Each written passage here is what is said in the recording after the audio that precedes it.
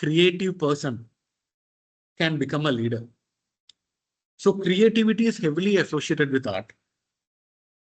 And you might be thinking how leadership is associated with science.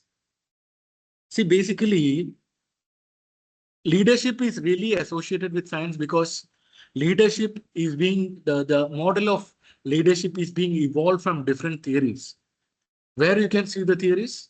Only in science you can see the theories. See, leadership is, developed from, different subjects like, management, psychology, anthropology. From these areas, the concept of leadership is being developed. So what are the objectives for today's session? Increase understanding of the nature of leadership, leadership skills and behavior. Be aware of different leadership styles. First, we understand what are the myths of leadership. There is a simple definition of leadership. Leaders are only found at the top of the organizations. Just understand. We have a myth that leaders are only found at the top of the organization. It is wrong.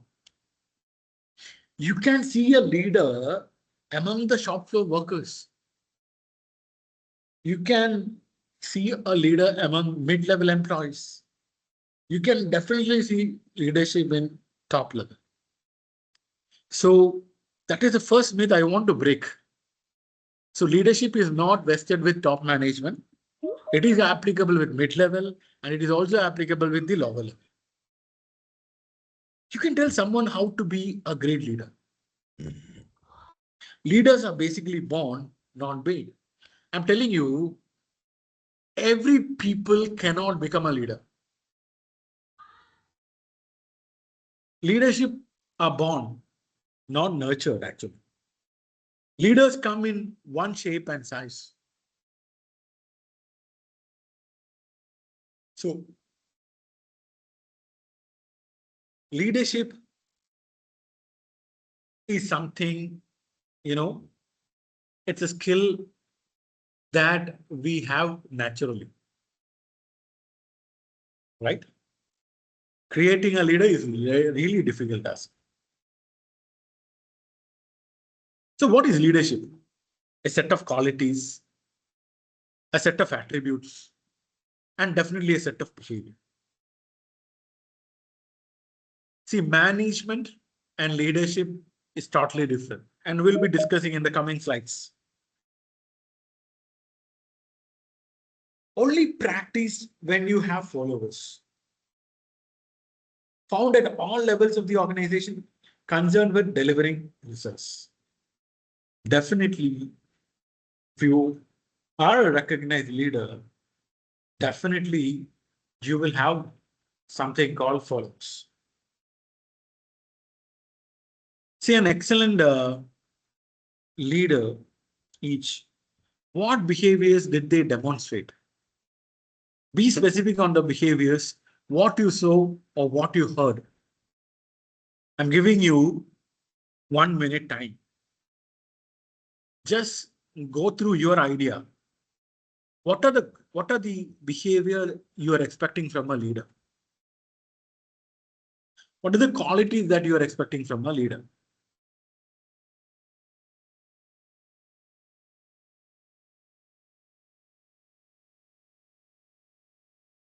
How you're thinking? Right? I think you got some points. I'm moving to the next slide. See, one of the basic quality required for a leader is definitely emotional intelligence. Right?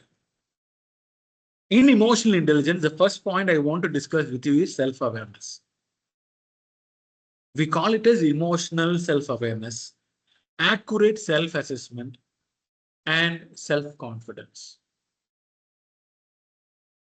Being a person, you should be aware about what is your strength, what is your weakness, You have to understand it. Which are all the positive side of you, which is the vulnerable side of you. You should have a proper awareness about yourself. Then you should have a self-management ability. You should have self-control. You need self-control in many areas. For example, what to speak, what not to speak. How to give a balanced motivation, which is not over motivation, which is not less motivation. Right? See, this is what we call it as self-control. Next, I would like to say there should be something called transparency. What it is? Transparency. Right? Next, transparency. As a leader, you should be very transparent. Right? As a professional also, you should be very transparent. Next is adaptability. See, being a leader, you will go through different conditions. We can simply, in a layman's language, we can say that a leader will go through definitely lot of ups and downs. How you're managing your success is very important. Simultaneously, as a leader, how you're going to manage the failure is also very important. Right? Managing failure without, without outbursts of emotions is really important. And definitely you should be a very good achiever. One of the greatest skills required for a leader is he should take initiative. A person should have the capacity to take initiative, should have the capacity to take risk, to have those who have the capacity to take, decisions at the right time. Right. So these things are very important. Definitely, a leader should be optimistic. When you are positive, you can influence a larger crowd. You look at all the political leaders around you, how they are, making the followers. Simple. They know they have a vision. Definitely, they have an optimism.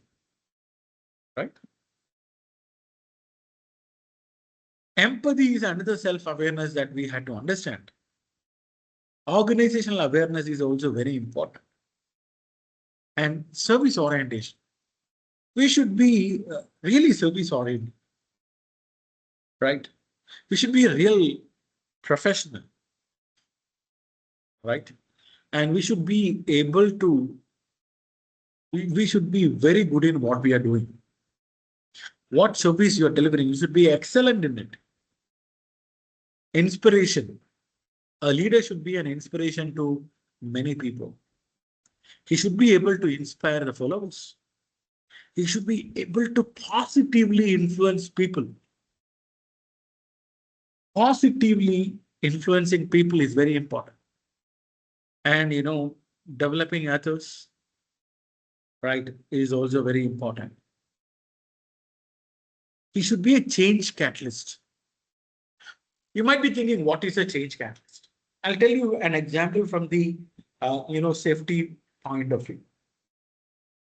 Suppose you had been appointed as an HSE manager, and you had vested with a responsibility of implementing safety in an organization, right? Where safety culture is not there, right? See, one of the most difficult thing in the world is change. One of the most difficult thing in the world is change. And the industry speaks about constant change. Why change is very difficult? Suppose you think that you're a person waking up at 6 a.m. So I'll be asking you to wake up tomorrow morning 4 a.m. Every day from tomorrow onwards, you wake up at 4 a.m. How possible is that for you? Immediately you will become defensive. Am I right?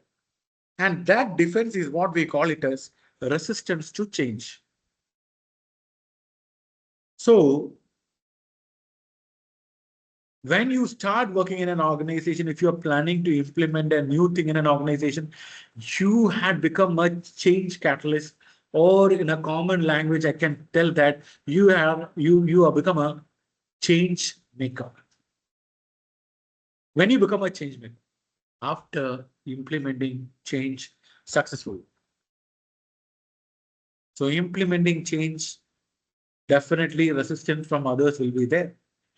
How we are going to take other people confident, how we are going to take, you know, how we are going to address the issues raised by the people positively, how we are going to make them confident, do plays a very, very, very, very important role for that. So, creating a change catalyst is very important. Conflict management is very important. See, when you become a leader, right, there'll be many people working under you, and each have different characters, different behavior, different personality. There will be definitely differences of opinion will happen.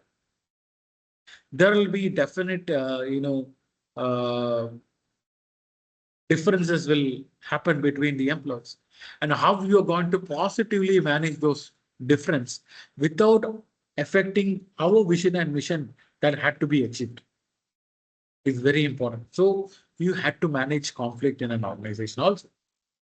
Ultimately, when you manage conflict, there is something called teamwork comes.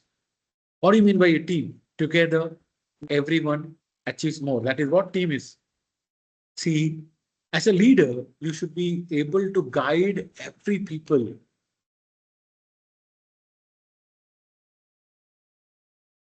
You have to guide every people to a common direction, to a common goal, to a common vision, to a common mission, right?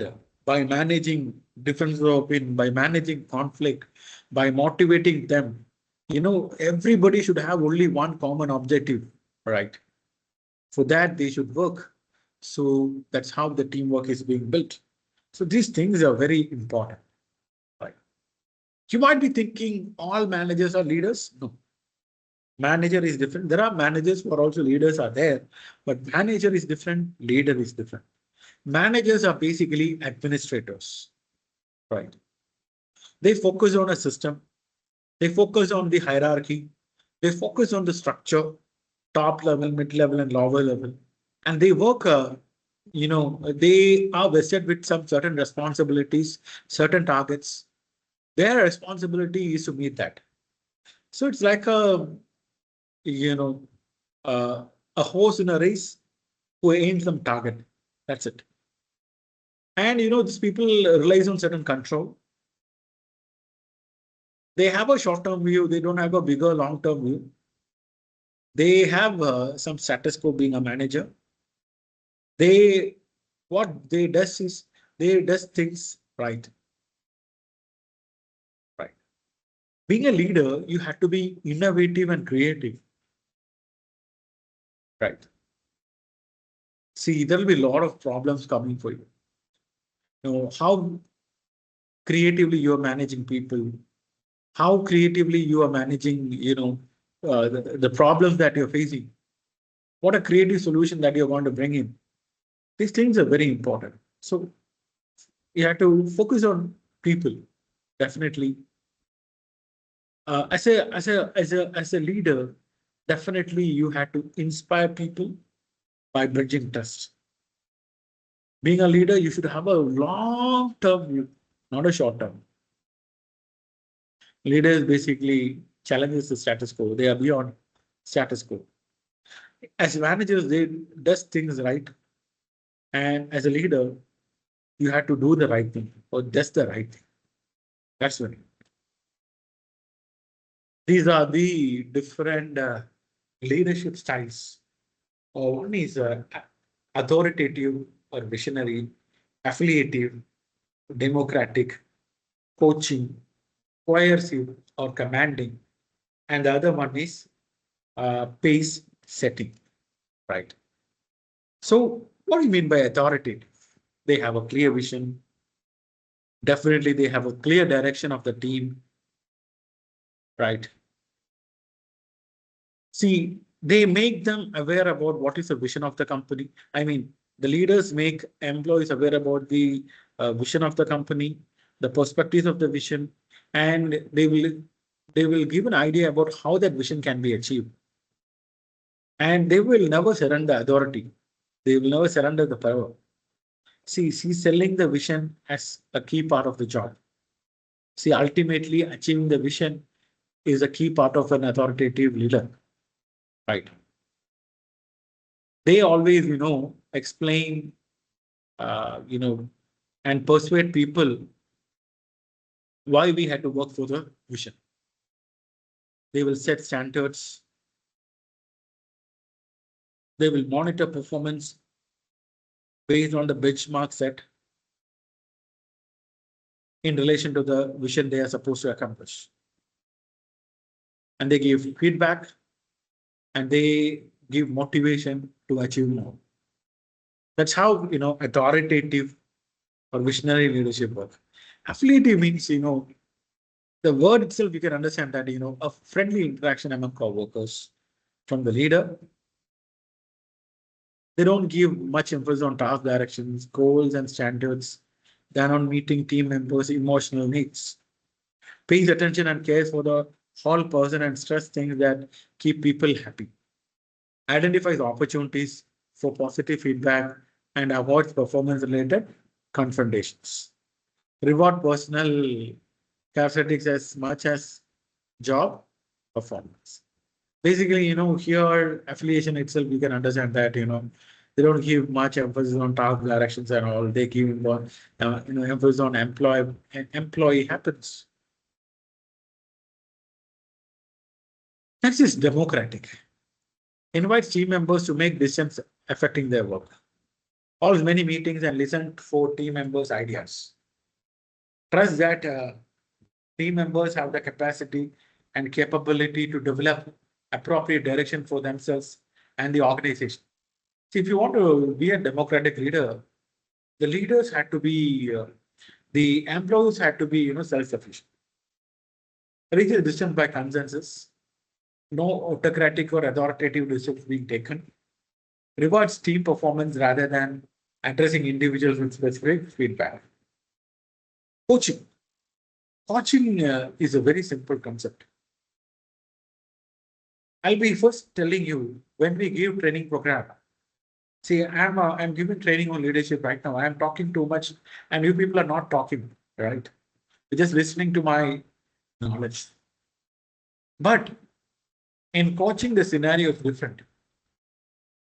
In the coaching scenario, the person approaching the coach will be well versed in their activities. They know what they are doing. And if any problem occurs, they will come to us and speak to us. Just as a coach, we have to give them ideas to take them to the right track. That's it. See, in coaching, the people coming to us had to speak a lot. The coach had to speak less. The intervention of the coaches should be minimal. And ultimately, the coach had to give them the right directions to achieve things. Right? Ultimately, seeing the mistakes and learning opportunities and making them learn. That's the point. ORC or commanding. Give lots of directives. A lot of directions will be given. Controls team members tightly through close monitoring. Relies on correcting what has been done wrong. Expects immediate complaints. Motivates by setting the negative consequences of non-complaints. It means, see, if you are not achieving the target, you will not be getting incentives. If you are not getting incentives for a longer time, the company will think that you are an underperformer. That is how The cohesive commanding leaders, tell to the subordinates. Pace setting means lead by example and expecting others to know the rationale behind the strategy. For every strategy, there is a rationale that had to be known as high standards and little sympathy for poor performance. That means they're not for the poor performance. Tends to work individually, is apprehensive about delegating, give detailed task instruction when team members experience difficulty, takes responsibility away from team members if high performance is not forthcoming. That is what leaders, I'm telling you, if anything fails, it's the responsibility of the leader.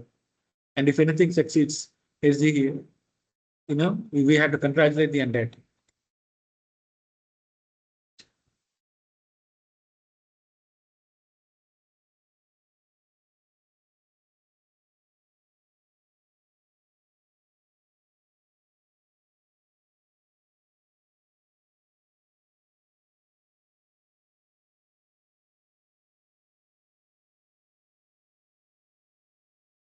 Tends to work individually, is apprehensive about delegating, give detailed task instructions. These are all the qualities of pace setting.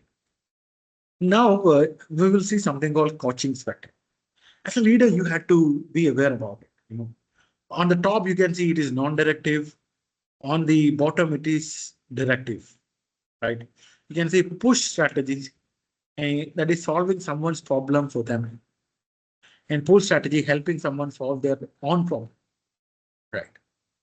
See, non-directive means first, being a coach, you have to listen. See, as a coach, you have to listen a lot to the person who is in front of you. Listen to understand.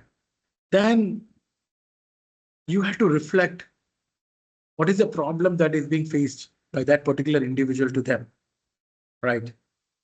If then you have to paraphrase it, then you have to summarize it, then only you have to ask some questions or raise them, you know, you have to ask some questions.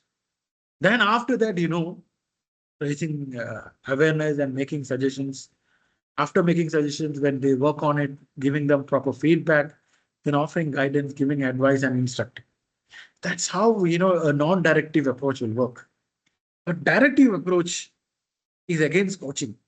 It starts from instruction, giving advice, offering guidance, giving feedbacks, making suggestions, raise awareness, asking questions, summarizing, paraphrasing, reflecting. Finally, they listen to you, right? That is a huge difference between, coaching and training. See, coaching is non-directive, training is directive. Here, after learning a lot of theory from me, now I am coming to the practical side. Leadership is not power. Power derives from status, money, ability to harm, access to media or controlled materials.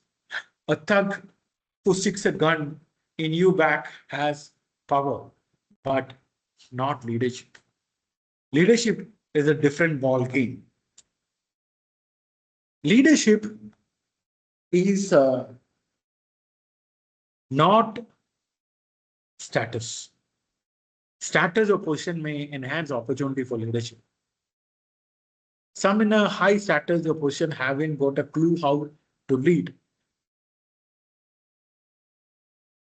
It's not authority. A person may have subordinates, but not followers. People will only follow if a person acts as a leader. Leadership is not management. Management is an organizational skill. Managers preside over process, functions, and program. Leadership role more than any other function. It shapes and influences the culture that produces performance outcomes. Just imagine that, how difficult it is to implement safety practices in an organization.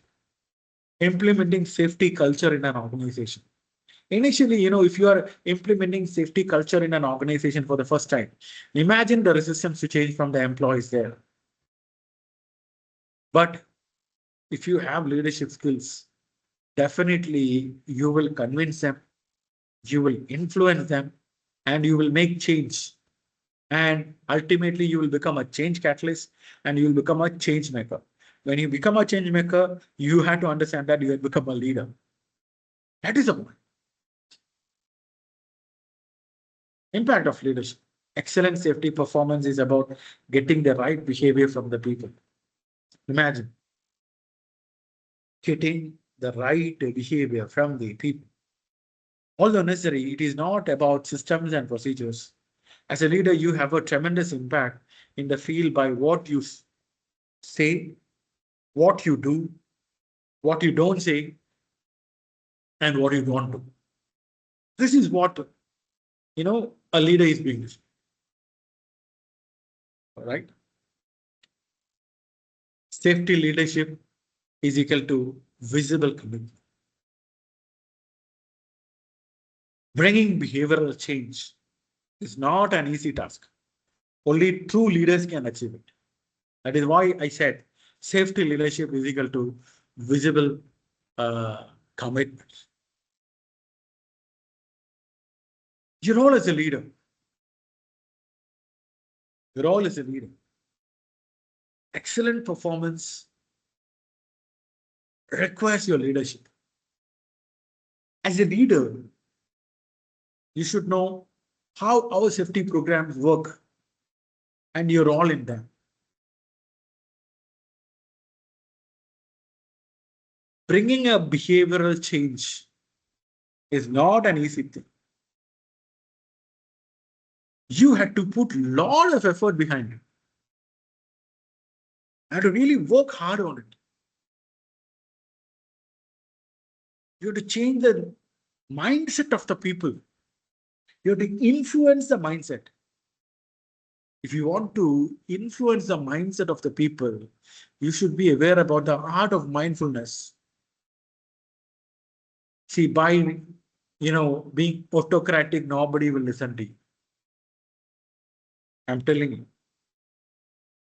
By being more authoritative, nobody will listen.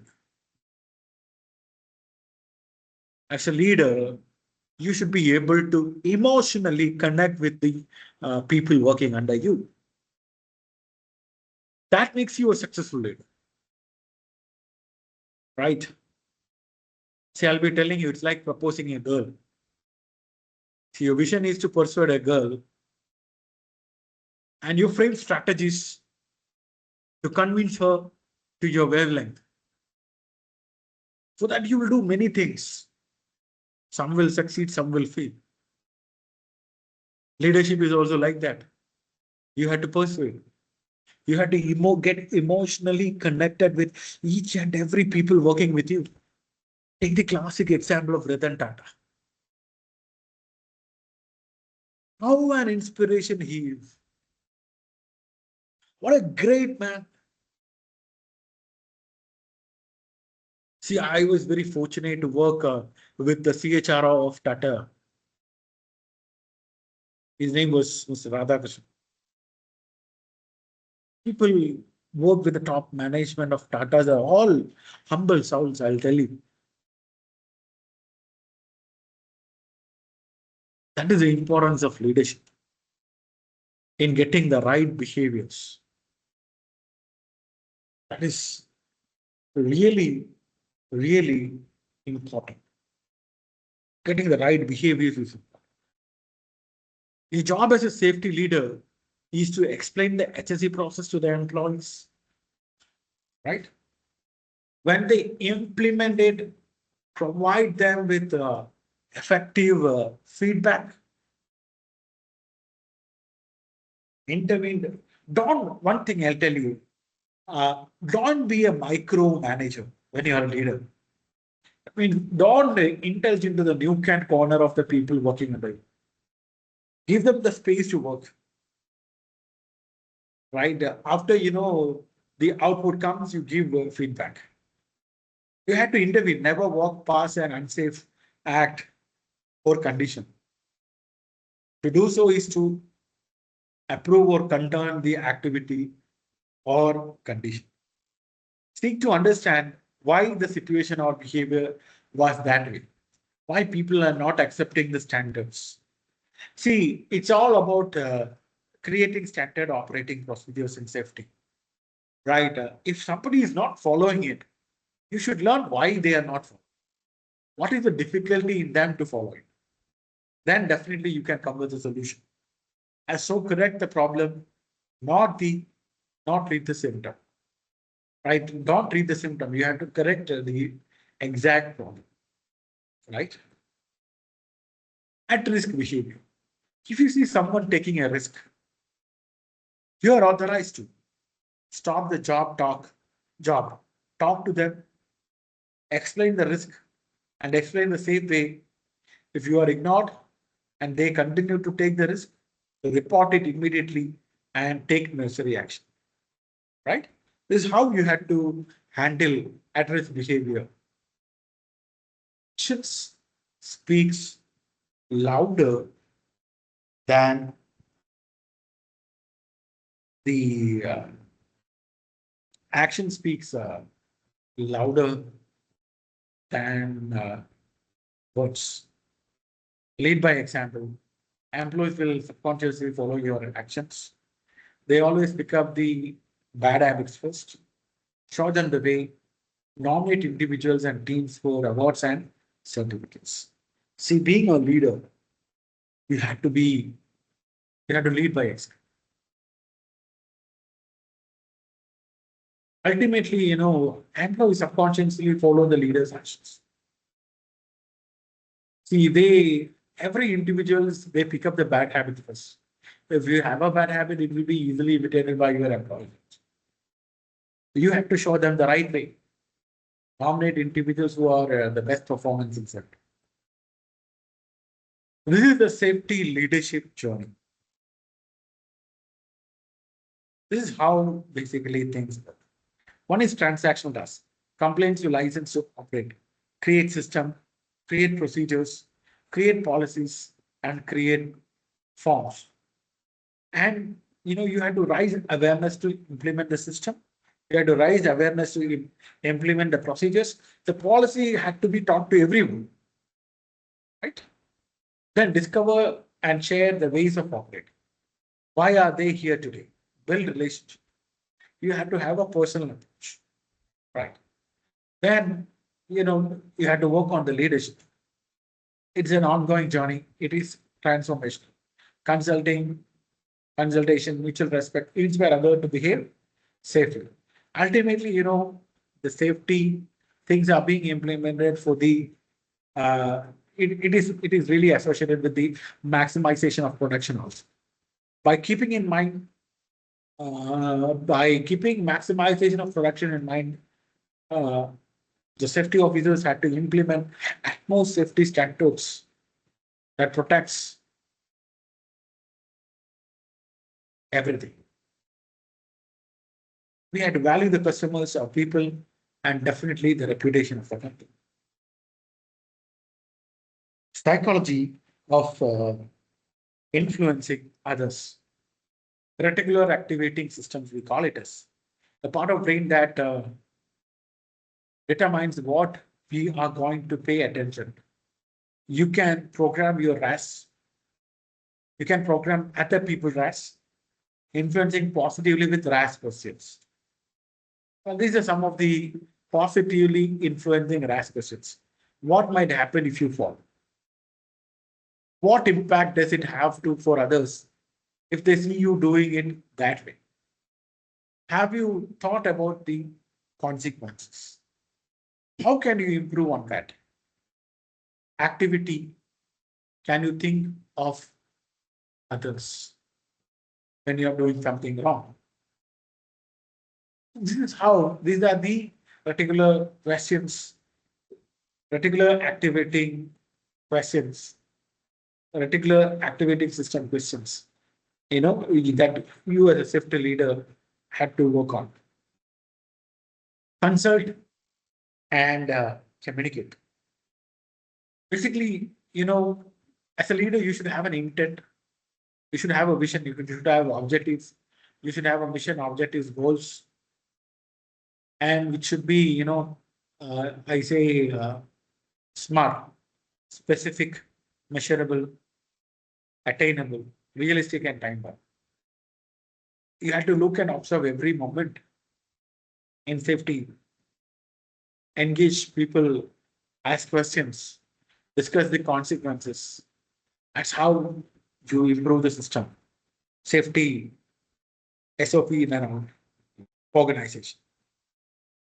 Leading an effective toolbox. You talk to people,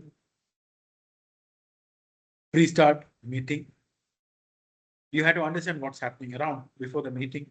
Set targets, engage people around you, ask questions, mutual agree team. See, you have to convince people to practice safety. That's it. You are the key to high performance. Your job as a leader is much about safety as it is about productivity. Know and understand the expectations and systems.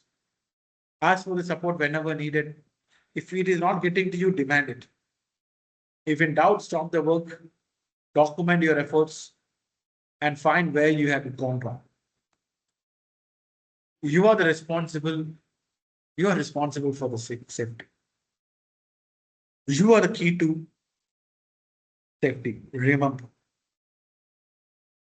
Any questions? It's your turn. Thank you.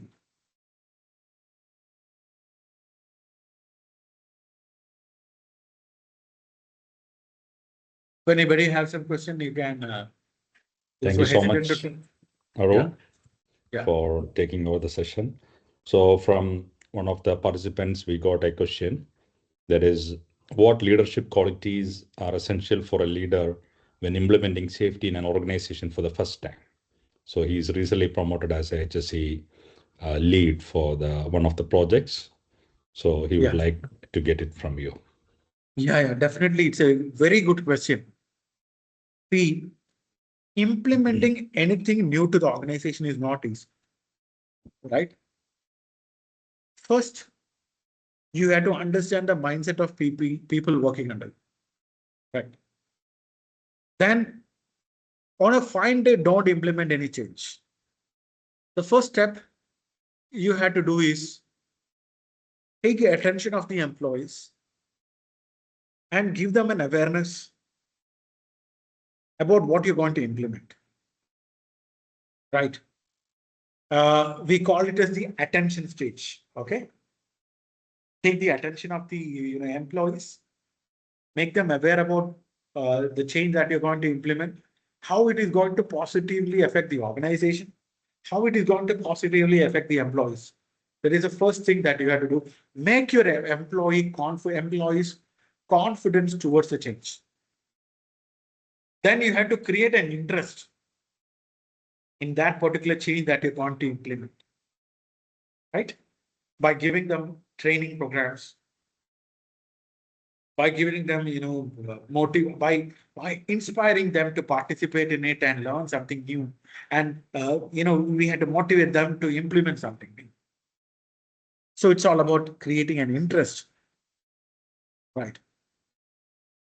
Then after the interest, definitely you have to create a desire. You have to make them desire about that change. After giving them training, give them confidence that, if you implement it, it is going to boost your career. When we speak about boosting the career, these people will be very interested. So definitely, it's about definitely creating a desire. If you think that this particular thing is going to bring some revenue to the organization or return of investment to the organization, definitely you can say that it will affect. If you implement it perfectly, it will. There will be a change in your pay structure also. That will create a desire in them, and ultimately, you had to do the action by implementing what we had planned. Right. So this is the process how we had to, implement a change without creating resistance to change from the employees. There, the quality of the leadership will be tested. right? You give them a feel that, you are with them. That's the reason.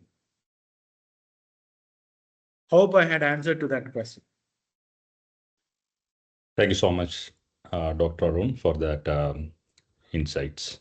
As we come to the term close to this close of this enriching session, on behalf of all the participants and the ISP organizing team, I extend our heartfelt thanks to Dr. Arun Gopi for delivering such an insightful, practical, and inspiring session on leadership excellence in safety.